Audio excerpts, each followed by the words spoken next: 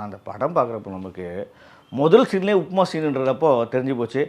ஒரு அணு ஆயுதம், ஒரு செறிவூட்டின அந்த பாக்ஸு, ஏதோ இவங்க அந்த குழந்தைங்க கிஃப்ட் பாக்ஸ் மாதிரி விளையாடின்னு இருக்காங்க.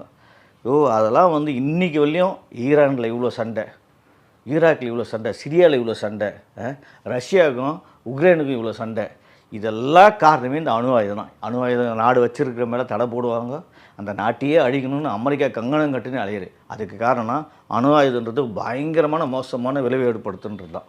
இந்தியா கிட்ட எப்படியோ வந்துடுச்சு, நீ கஷ்டப்பட்டு போராடி நம்மள ஒரு அணு ஆயுத நாடாக மற்ற நாடுங்களுக்கு பார்த்து பயப்படுற அளவுக்கு கொண்டு வரோம்.